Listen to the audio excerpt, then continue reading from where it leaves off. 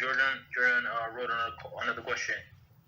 It says, if one suddenly realizes that he needs to use the washroom while davening alone, so he goes to relieve himself, does he say the blessing after washing his hands and for relieving himself immediately after, or does he say them after he's finished his original prayers? Mm-hmm. So first of all, we don't say blessing after on the washing of the hands. We say Asher Yotzar after attending to one's needs. That's the prayer. But I would say it depends where you're in the prayer. So it's not so simple. If you're in parts of the blessing and sacrifices, like in the beginning of the prayer, then a problem. You say the whole blessing. If you're part of the Psuki de Zimra, right before the Shema, yeah. So I try to go between the paragraphs, like finish one paragraph, then go, come back.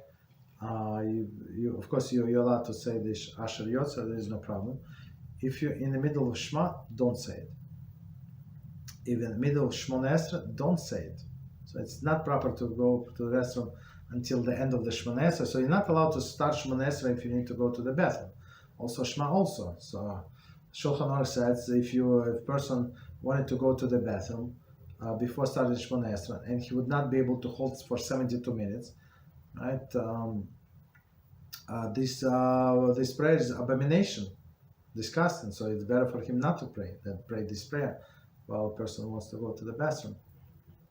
So a person must check himself, right, before starting prayer. But if need to, like the urge arrived, so yeah, you go. But if it's in the middle of the Shema, so you don't say blessing. If something like it says, if a person did not have an urge before starting Shmona Esrei, but then in the middle of the Shmona Esrei feel the urge, no problem. Let's say, don't stop, finish and then go.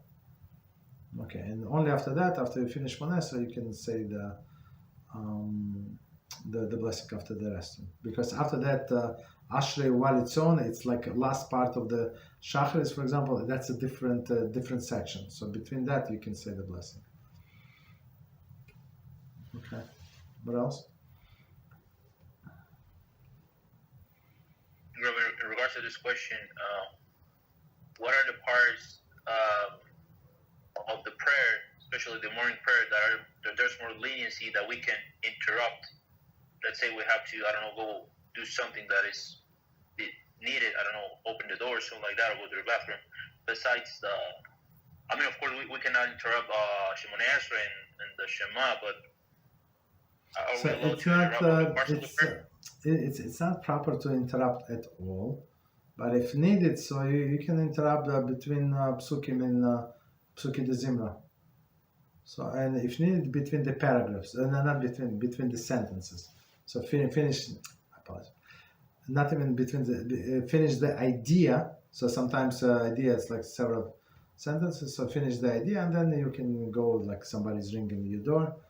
But for example, somebody said, I need to talk to, there is a person who has to call me from the place that he's very confined.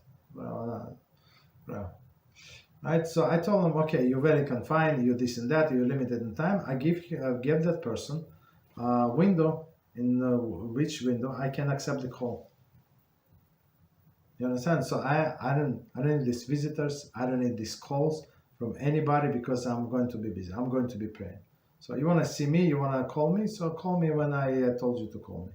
If not, don't call me. You understand? That should be our approach. Don't just break your prayer just because somebody calls. So they're going to call back. Somebody ringing your door. So they're going to wait. Maybe they come tomorrow. Maybe later.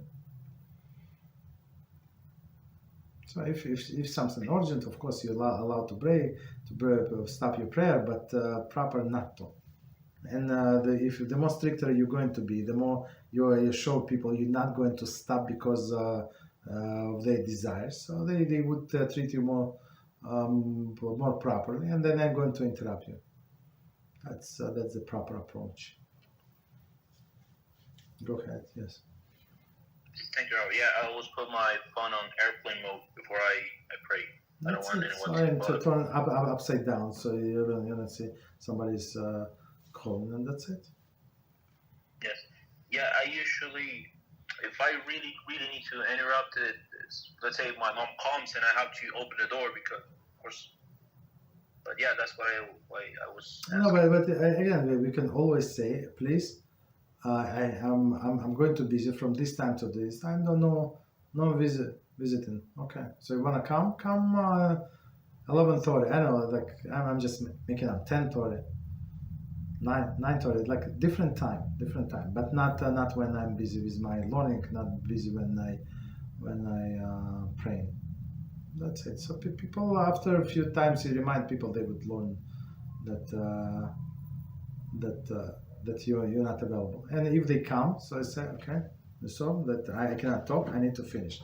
Let them wait for you 15 minutes, and that's it. So then next time they would not would know what time not to come.